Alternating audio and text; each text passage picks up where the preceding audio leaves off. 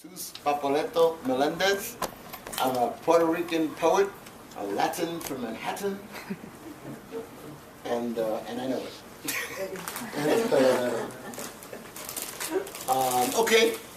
I grew up in East Harlem, New York. I actually still live in East Harlem, New York, but I didn't live there all my life. I moved, went to California when I was around 29 years old, and came back almost 20 years later. That changed my whole life. And coming back changed my whole life, because one of the first things that happened when I got back from California was I got beat up and arrested by the police department. I tried to explain that to people, and nobody understood until the police went on their killing spree. Now everybody understands. Oh, gee, you should have done something. But anyway, when I was a kid, I didn't like to read. My teacher told me, I don't know how you write so well and read so poorly. But that was my reality. My parents are Puerto Rican. I was conceived in Puerto Rico and born in New York, for real. That was a lot of fun. Enjoyed the flight, both flights. And when I was, people ask me, well, who's your literary influence? And I'll share this with you. I always tell people that Mickey Mouse is my literary influence. And scholars get pissed off, and other people laugh and say that's cute. But let me explain. Okay. When I was a kid, I was a Puerto Rican kid, but I didn't speak Spanish too well. I actually thought English is my first language, because I knew English automatically. Spanish was like a foreign language to me. But everybody spoke Spanish to me. My grandmother, my mother, my father, blah, blah. But to me, it was like weird. But as I got older, I embraced Spanish. Not that I hated Spanish, it's just like it was like a strange language. But English, I understood. And my brother and sister, they were born in Puerto Rico. My older brother and sister, they were born in Puerto Rico, so they had a whole transition thing for language where I didn't. I'm learning whatever you're teaching me. It's all coming in. But like I said, I didn't like to read, and I didn't know grammar. So basically, I started when I started writing. When I was a kid, I had these thoughts in my head, these things that would just come and fly through. There was all these people. I didn't know where the hell this person came from. I don't know you, but I knew what you're going to say next. And I know how this person is going to react to it, all in my head.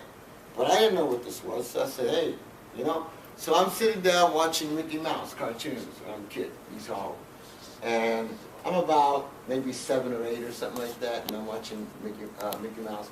When Mickey Mouse runs into a room, and he's being chased by somebody else. And as he runs through the room, he passes by certain things, a window, a sofa, a chair, a lamp. And then he does it again. But he's not running in a circle, he's running in a straight line. He keeps passing the same things. You see, as a little kid, I'm observant about that. And I go, and I'm thinking about it. And then somehow or other, I figured out that, and you understand, when I'm a little kid, the world is in black and white. There's no color TV. And I remember when we saw The Wizard of Oz for the first time in color. We were already teenagers. So it was like that, black and white world.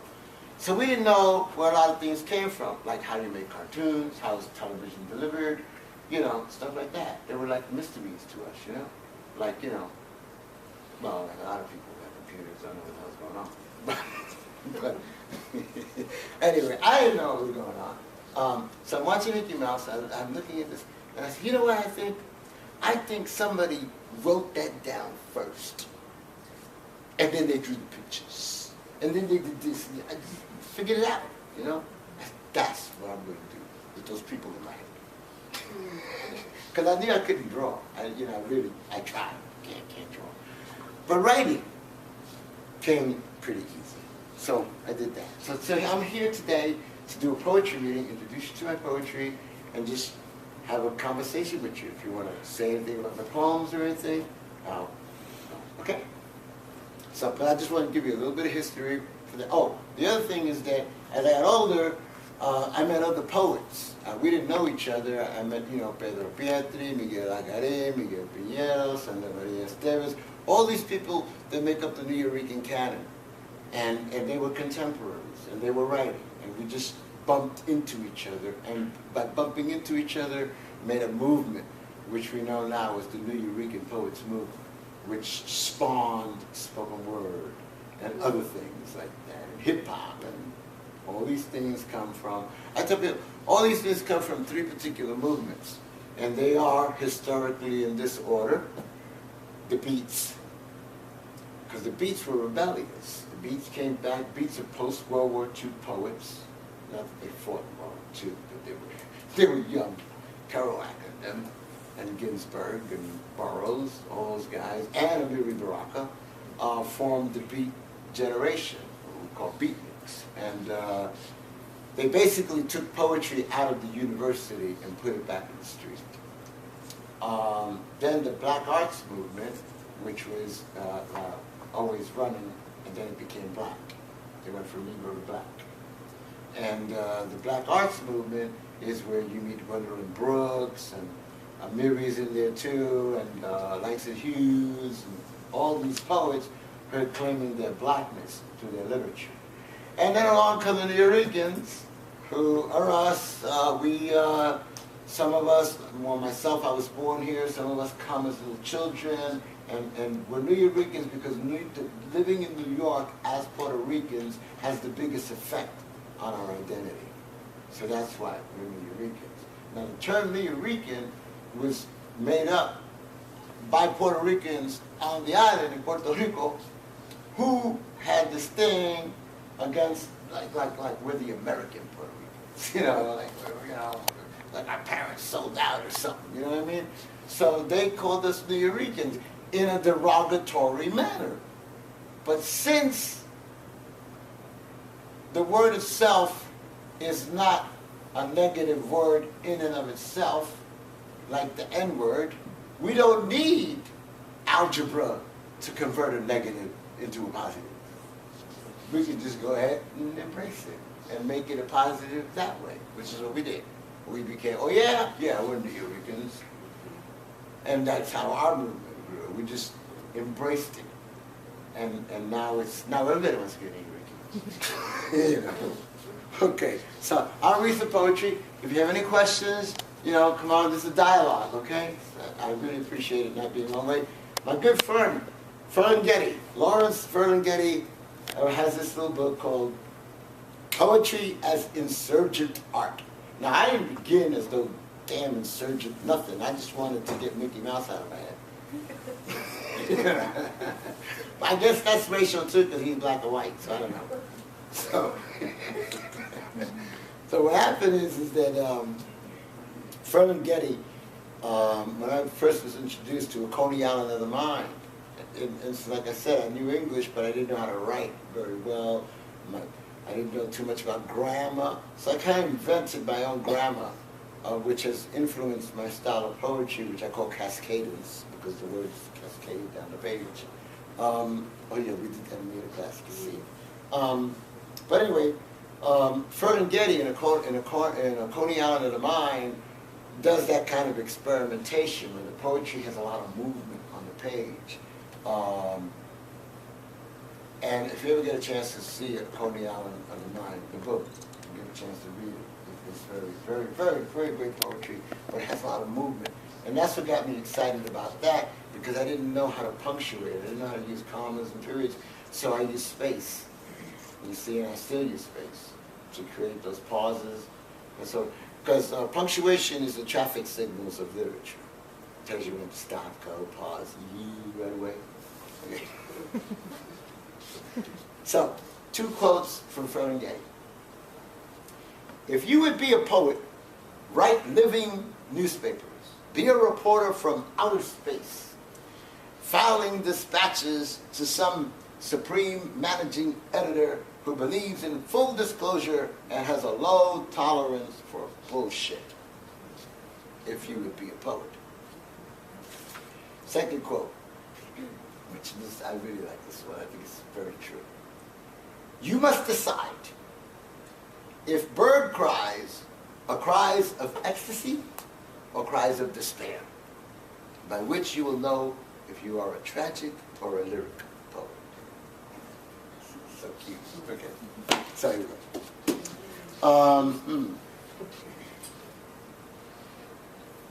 I'm going to start. This is my new book, Papolitico. It'll be out next week. I'm really excited about it. This got 25 poems in it, and some of the poems are really old. Like there are 2 poems in here that are 46 years old. I'm going to read one for you. You'll see how much fun it is for a poem to be 46 years old and still be relevant. You know, the road not taken is still relevant. Okay? And shall I compare thee to a summer's day is still relevant. Okay? But anyway, so I'll read from this in a while. But first I want to introduce you to one poem that I believe. This is from Hey Yo. This Hey Yo, Yo Soy is a book made up of my first 3 books. It's this one, and another one that I don't have anymore. They were printed in 1970, 71, and 72. So then we put them in here, all 3 of them, to celebrate their 40th birthday, all of them. And we put them in here, and we translated them into Spanish. So here the poems are in Spanish and English. Really nice tone. You know, it's got biography, interviews, a picture gallery, you know, so it's a lot of fun. But anyway, I'm going to read the last poem in this book, because again, in this book, we put those 3 books together to celebrate their 40th anniversary, but the title poem is a new poem, and this poem, which ends the book, I just sandwiched it between a prologue and an epilogue of newer poems, just 2 poems. This is called In a Grain of Sand, and this is kind of my philosophy on several matters. It was inspired by Auguries of Innocence by William Blake, where in the first line it says, to see a world in a grain of sand. That's the first line of that poem. So I was watching a science fiction movie. I like to tell people why I wrote a poem. Watching a science fiction movie when the aliens asked the astronauts if they would like to come with them, you know, to home. And these astronauts, their spaceship had broken down in this planet, so they were really marooned, and they were going to live on this planet for the rest of their life. But the aliens come and say, you come with us? And they go, yeah. And then the aliens basically beam them to where they live. But the beam is actually a travel, so which is really cool. So while they're traveling through outer space, getting to the destination, it occurred to me that I believe that. That's what I believe. You know, that the world is like that. So, we are star seeds, every one of us, you and me and you, and him and her, and them and they, and those who know of this are truly blessed. True for all living beings, beings living, not humans only, but ants and trees, and the open breeze, things that breathe air or fire, water, earth, all kinds of dust and dirt. Particles are part of all a part of everything that isn't everything. Thus it sings, and a song is life, and life is a seed of stars, the dust of suns and moons, rocks and dust and outer smoke and outer space, floating in a bath of timelessness, counted, measured, numbered by some species, others caring not, science and mathematics trying to plot poetry in motion, motion in a helix's curve, and life on earth becomes visible to you through the naked eye.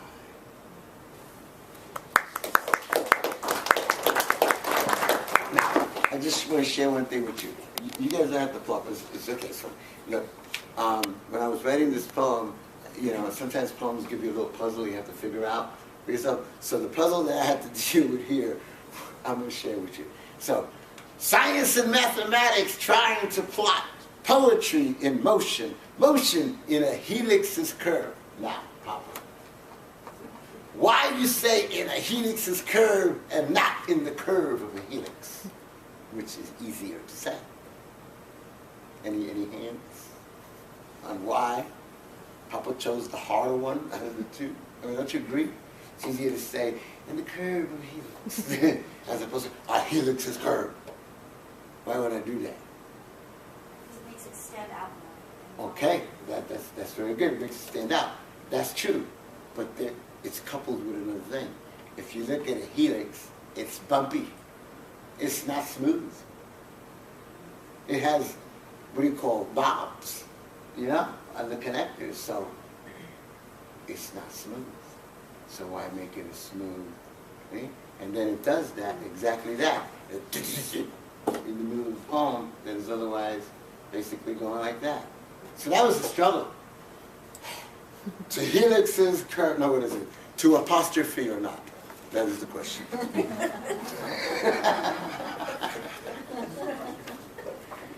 Okay, so I'd like to just, share a bunch of poems with you, and I'm going to read from Papolitico. Okay, here's a poem that's 46 years old. And it first appears in this book of mine called Street Poetry and Other Poems that I published in 1972. So what happened is that you know that Puerto Rico had a hurricane, right? Yes. Right? And we're still suffering from Hurricane Maria and Irma de Maria and a bunch of stuff, I actually think it's all HARPS stuff. And I've been telling my friends about the, HARPS with the antennas that go into outer space and change the weather. I think so. HAARP. That's the name of the program if you want to look it up. It's not the insurance people. It's somebody else. So, in 1971, there was a flood in Puerto Rico, and it was very devastating. And I was involved with some political people, socialists, communists, anarchists, and blah, blah, blah. So I wrote this particular poem called The Flood Came to Puerto Rico. So then, when Maria came and the orange guy came, what happened was that Orange Abe came, and then what happened was that he threw towels at our people, paper towels, not even real towels, paper towels, which basically the metaphor is sop this up, So I said, oh, okay. So all I did was change 2 lines in this poem, okay? But I wrote the poem in 1971. The flood came to Puerto Rico. The flood came to Puerto Rico, unexpected, unwelcome, like American tourists. And it left like American tourists, taking all and leaving nothing. The flood came to Puerto Rico, and with it came geologists. They are trying to find new names for the many lakes and rivers that now exist, where towns once were, where homes once stood, where people once lived, where children once played in the warmth of afternoon suns, where the beautiful culture that is mine once sang its loveliness over hills and mountains. The flood came to Puerto Rico, and American Airlines is taking pictures for their advertisements of their new lagoons, where the Kennedy family will vacation this summer, next summer, all year round. The flood came to Puerto Rico, killing my people, drowning them in a new form of oppression, leaving them jobless, homeless, to the mercy of American kindness, with begging hands in the air, with tears in their eyes, with crying and dying babies in their arms, leaving them with less than what they were known to ever have, lost, separated from their mutual loves. The flood came to Puerto Rico, and with it came the Red Cross after the flood to search for Donald Trump's golf courses and summer homes. In 1971, it said Rockefeller. Okay? That's that. Now, later on, I'm going to share with you my poem for Oscar Lopez Rivera. If you ignore the factories where bombs are born, and therefore the target which carpets the floor. But tonight is a beautiful night to be lived and enjoyed in your being. The man cop rests languidly, leaning against the roof of his car, observing the tranquility of a red light district's activity, remarking how smoothly America functions, free from crime, at peace, while politicians seek votes in the childish arms of loving prostitutes. The man cop calls the boys back at the ranch to see how the ball game is going, and if anybody thought to leave him a sandwich for when things go boring. And while he's at it and picking his teeth with a knife, he asks this computer they've got over there with a voice like a woman of an androgynous sound if she's ever heard of this wise guy he's got in the back seat of the car. If he ever did anything wrong in his whole loving life, anything as a black man child in this world with a criminal mind, anything, are you sure? What's the score? The answer is no.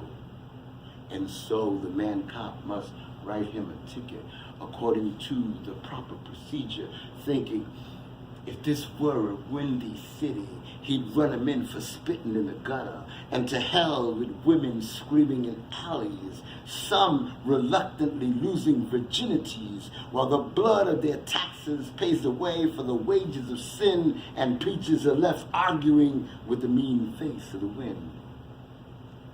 Now the man cop calls the black boy to come out from out of the car real easy like slow and sign here on the line to say that I gave you this and that you took it and now understand that you owe the good people of this fair city, truly America's finest fair city, $35 of your hard-earned, however it is that you get it cold cash, because you did cross the street while the yellow light was a-blinking, and then did turn red by the time you got to the other good side.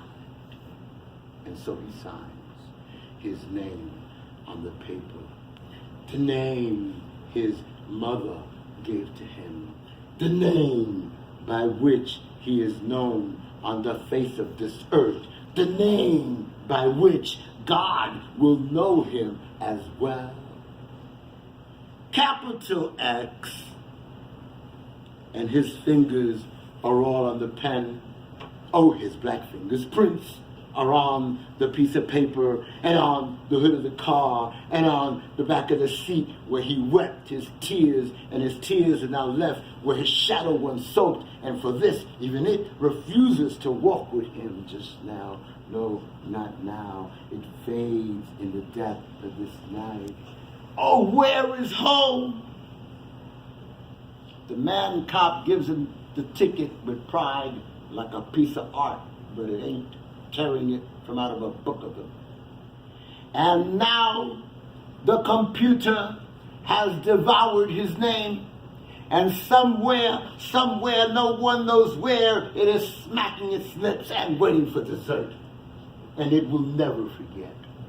No, it will never forget the name, nor the height of said man, nor the weight of him, nor the color of his eyes, nor the color of his hair, nor the color of his skin, nor the number that is his, nor the age of this man as he ages through time. This black man who at 2:30 in the morning, one dark and lonely good morning, was detained by the police because the distinctive color of a light was against him. We must be thankful that the difference here from anywhere else in this world is that this black man is finally set on the leash of his freedom, doing his business in pursuit of the happiness he dreams in his wide open mind. Anywhere else, he would have been shot right on the spot for breaking the law. So the nice policeman, woman, cops, having thus completed their duty, drive away with their lives swallowed up in the eyes of the monster whom they've sworn to protect and to serve, with their lives? Was the world going round? And the black man goes slowly across the street, contemplating this. And the lights have no more opinion to utter in his face. But now he is cursing, pounding the air of this night with his voice. I know I'm not white. I know I'm not white. I know I'm not white. I know I'm not white. I know I'm not white. I know I'm not white. I know I'm not white. I know I'm not white. I know I'm not white. I know I'm not white. I know I'm not white. I know I'm not white.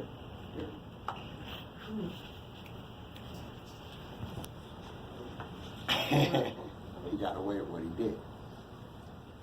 But it was my wake-up call coming back to New York. It's what we call rude awakening. Anyway, I spent a couple of days in jail, a weekend in jail, and then while I was in jail, I wrote this poem. Now, the funny thing about writing this poem is I didn't have a pen. So I wrote it like you do row your boat. You know, somebody else comes in, somebody else comes in. So that's how I wrote the poem. I would think of a stanza, and I'd repeat it to myself, and then I'd create another stanza, and I'd repeat it to myself, and I spent 3 days doing that. And then when I got a lawyer, I said, "Can I borrow your pen and pad?" And he said, "Well, sure." And I just, here it goes.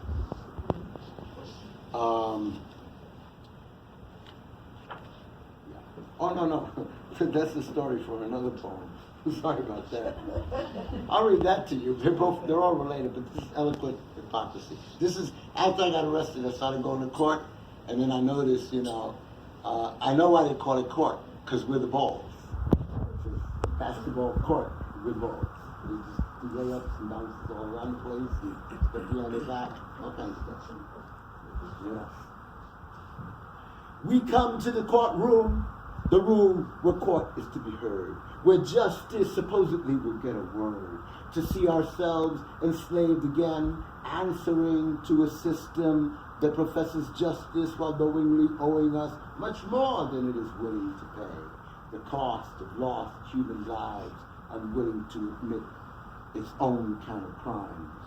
And here we are, the beautifully arrayed Latino Africano faces of beaten, torn men and women, some with their children, torn from our native lands, distant as memory, forced by the slick trickery of democracy to bow and cower in the plain clothes of them. We are one of them, are with them, loved by them, a credit to our race, in complicity with the crimes of their hate.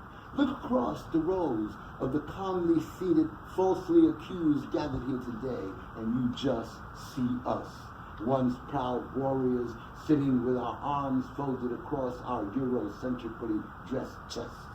Gone are the trinkets that protected us once. Gone are the beliefs that held us in the united song of a spiritual truth. Instead now, our minds' eyes are focused on the idolized ideals of other men who use them to capture and shackle us even unto this postmodern day. As it dawns upon the beginning of a new millennium year of man's life on earth, ruling over the dominion which God himself has given him, so say they who oppress as they pray, while their morals collide with the face of the truth. And why are we here? We ask of ourselves aloud, while in the privacy of our minds we think the subtle reason as bright as a new falling star, because of who we are. We fail, they say, to pay our way into the subterranean death of their way, a death of a measly $2.75. Small change considered anywhere in the world today.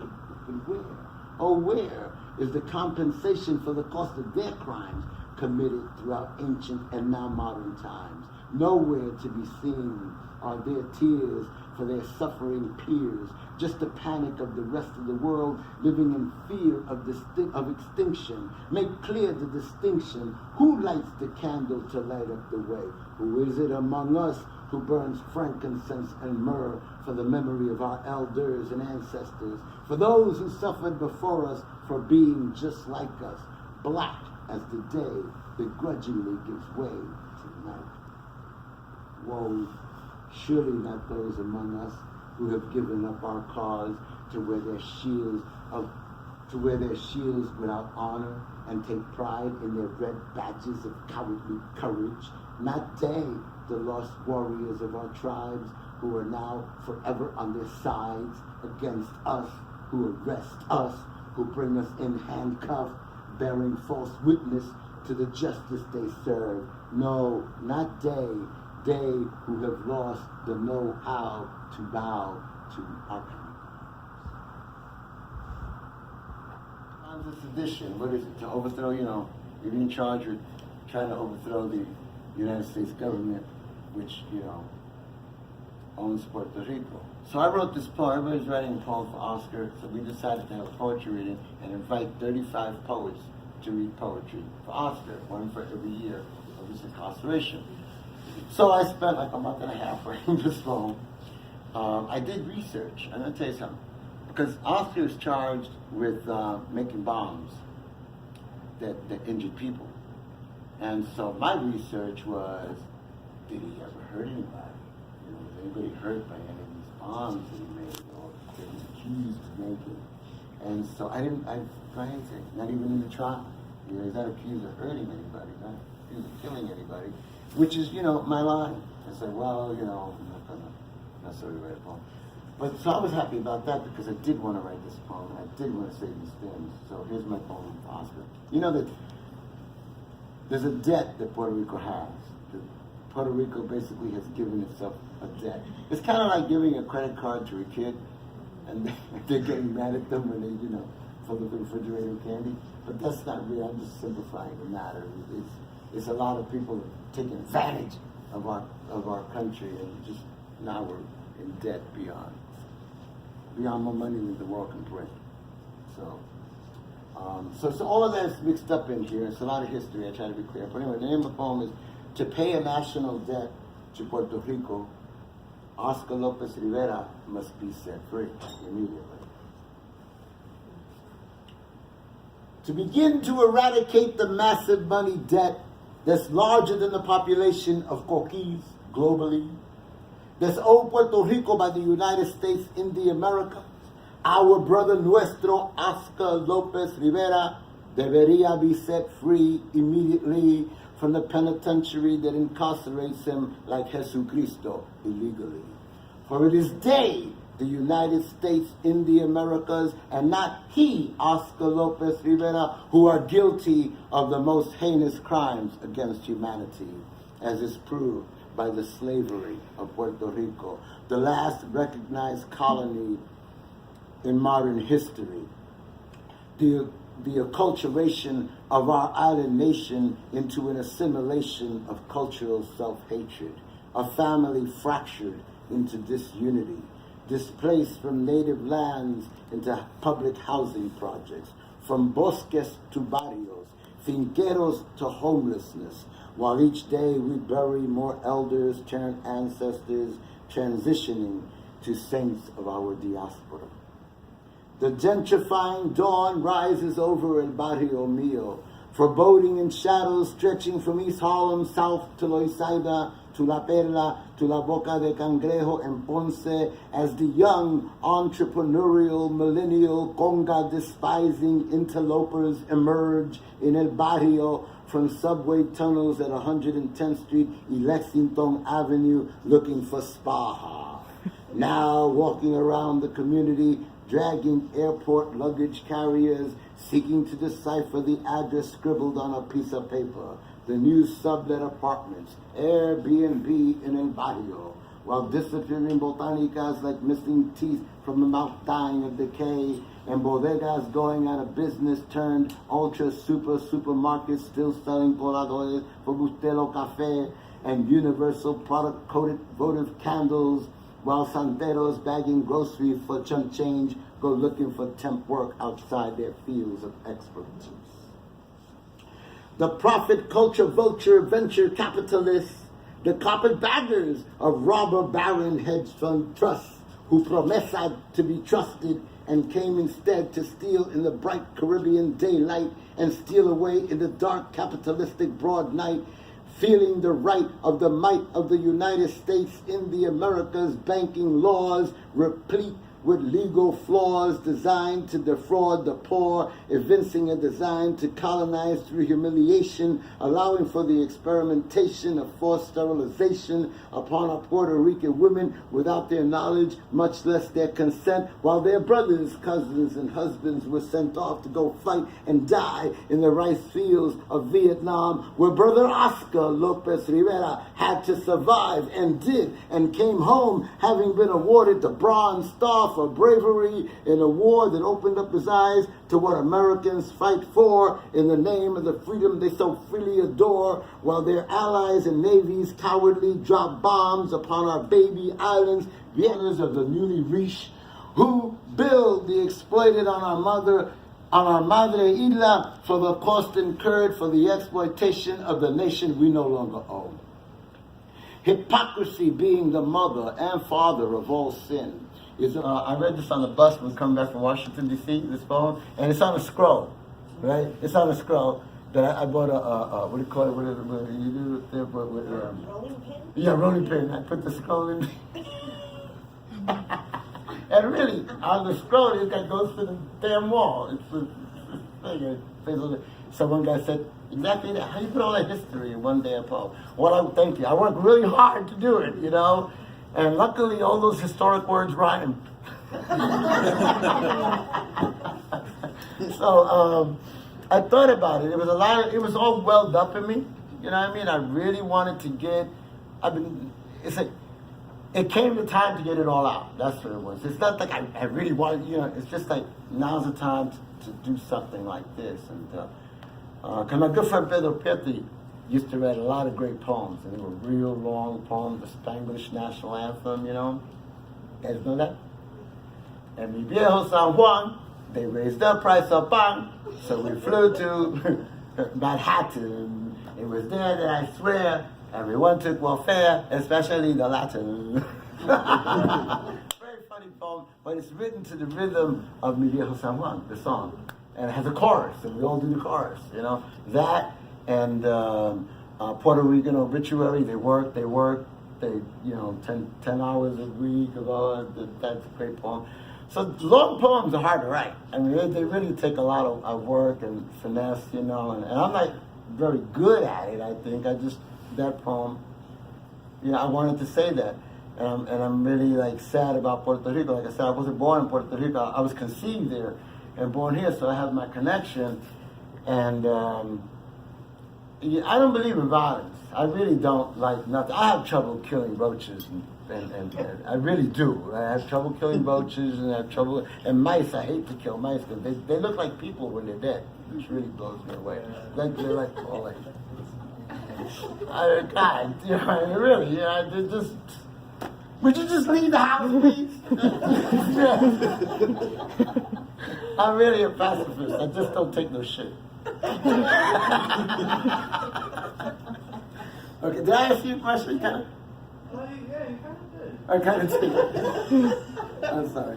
I hope. You know, what was your question exactly? Because it's something I think I'm missing.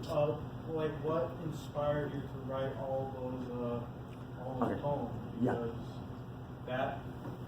The irony. No, I'm surprised because I had never heard of a poem like that, like really long. Because I usually hear like or see like poems are like 5 sentences and then that's it. Yeah, that's why I can't apply to a lot of contests because they want 5 sentences and that's it. So my big old poems don't go nowhere. Well, like I said, a lot of that was welled up, but because we the assignment was, hey man, let's come out 35 poets for Oscar. I was like, hey, that sounds like something to do. Okay, cool. Saturday we're gonna get down and do that. So then I want to represent. I don't want to read a poem I had. I want to write something new for the moment. And I really don't like to write poems dedicated to people because very often people let you down. You know, you write a poem for Mao Zedong and then find out, he's a pedophile. You know, so, pisses you off, You tear up the goddamn poem, burn it, which is a bad thing, you get all mad because now you got to do this to the poem because this guy let you down. But he didn't let you down as you believed in him too high. People live up to their own expectations. Yes. What inspired you to be a poet? Well, okay. Actually, nothing. What it is that I've always been a poet, but I didn't know it. See, that's the thing. I didn't know it. Some people, that's why you question what inspired you. It's a really deep question because it would be true, except it's not. It's just, it's me. But I'll tell you the realization I had. One day, see, my teacher told me, my English teacher said, Papa, these things are poems. And I said, no, they can't possibly be poems. This is the shit I write. No, they really are poems. You just have to smooth out the rough edges. And she kind of showed me how to do that, smooth. It's just an abstract thing, smooth out the rough edges. What does that mean? But, she kind of taught me, how to do it, just in a brief. And so then I was writing poetry, but I didn't consider myself a poet. To me, you can write poetry. But one day in the winter, I'm about 19, and I'm about to cross the street. I tell everybody the story. I'm about to cross the street, and it snowed really, really heavily. And so I'm about to leap, from the sidewalk onto the street between two cars, when I noticed there's a fire hydrant buried in the in the snow. And I'm getting nice hurt in there. So, but the thing about it was that, yes, I noticed that the fire hydrant was in the snow, but it didn't look like a fire hydrant anymore. It was like surreal. And I felt within me that I can see that surreal because I'm a poet. And that's when I said, oh shit, I think I'm a poet, And I'm 19, really, I'm like, I think I'm a poet. Okay, I gotta be a poet, yes. I'm a poet, It was like that. And I really, I just like it because it was so organic. It wasn't like, oh, I could do that. It wasn't like that. It was just, I'm doing this because, like I said, of Mickey Mouse, I wanted to get the things in my head out, and I couldn't draw, so I had to draw them in words, and plus, they were talking, and I could tell what they were going to say. If this guy just said that, oh, I know what he's going to say. Yes. Even when I played with my little toy soldiers, there was a script going on. There was a whole plan, of how I was going to obliterate everybody, and who was going to win, but there was a plan. It was like a script. So I always played around like that in my mind. So it was a realization, which I like because a lot of people walk around with, oh, I could do that. And I don't like that attitude. I don't care. It might be true, but I don't like it. I just think that it's okay to say I could do that, but not. I don't know. It's just hard to say. I can do that better than you. And poets have those competitions. And one thing that's more. My truth is more truer than your truth. So, that's it.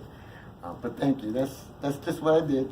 Realized it one day and went from there. And that was a good thing. I really liked that. Just the way I realized my poetry or that I became. Yes. What advice would you give to like a young poet who's trying to... I'm not going to tell you to get a job. No, I'm not going to say that. Actually, I said don't get a job. Be a poet. What advice would I give? Okay. I knew a poet. I still know this poet, but I'm not going to tell you who it is. Except that it's a woman. And it bothered me, especially because she's a woman. She would have poets read poetry at poetry readings, and then she'd say, is this the first time you're reading? The person would say, very shy, yes, it's the first time I'm reading a poem. Oh, we got a virgin! We got a virgin! And then they would start, pop that cherry, pop. I just thought all of that shit was like, undignified and unnecessary. Really, that's why I'm sharing it with you. It really pissed me off. I couldn't get away with doing that. I know I couldn't get away with doing that, so I wouldn't do it. But it bothered me that she was doing it, because coming up and reading your poetry for the first time is a damn hard thing to do. And then telling everybody you're Papi Cherry is not supported. You know? Not only that, you're 17 years old, and you just tell everybody, Papi, all the dudes are looking at her crotch. God damn it, after that. Okay, I mean, I'm a realist, I'll tell you. You know, it's just not fair. You know, it's just an ugly thing to do. So, first, believe in yourself. You feel good about yourself, you see? And even when you feel bad, feel good about feeling bad. Right? Because poetry comes from anything. Because a lot of poetry comes when you feel bad. You know? We're like that, you know? It's in fact, it's easier to write when you feel bad than it is when you're happy. That is true. You know? So, the thing is, the advice I give you is write and experiment. You know? Don't try to be nobody, but yourself. You know? Don't emulate anybody. And just, one of the biggest things about writing is rewriting. A lot of people don't like to rewrite. You know, they think like, you know who was a great rewriter? Was Allen Ginsberg. Allen Ginsberg loved to rewrite. You know, just work on stuff until it's through. Look at, what's his name? Leaves of Grass, right? Whitman, right? How many, I read it at Whitman's house last year. Yeah, I took a picture with Whitman. I was trying to slap. But, you know, he worked on Leaves of Grass. They're different versions of it. It kept getting bigger and bigger and bigger and bigger. So, you know, find out what your inspiration is. Like I keep telling you, mine is irony. The moment I see or get a sense of the ironic moment, that's when my pen comes out of my pocket, you know, and I start writing, like on the subway, you know, the subway poem that I read. Like, this guy's sleeping there, he stinks, and the whole train is broken in half, because half the train's over there, and nobody's over here. And that's ironic. Everybody's trying to go to work, everyone's, you know, they want to stay in bed, but now they're all dressed up and trying to get to work. And there's this guy laying on the subway. That's irony. You see? So find out what it is that makes you write. It could be a lot of things. Sometimes empathy itself, like, you know, you can go to the zoo and get empathetic about an animal, anything, you know what I mean? Material is outer space. But when you write it down, then somebody else can read it. And nobody can read your mind. You see? But when you write it down, now they can read what was on your mind. And then people say, you know what? I felt like that. And that, to me, is the most beautiful thing that anybody can say about a poem. I have felt like that. That's when you know that's the hammer on the head. You know, because a lot of people say, oh, thank you so much for expressing it, because I felt like there's so many, but I just couldn't put it in any words, and you did. That's what it's about.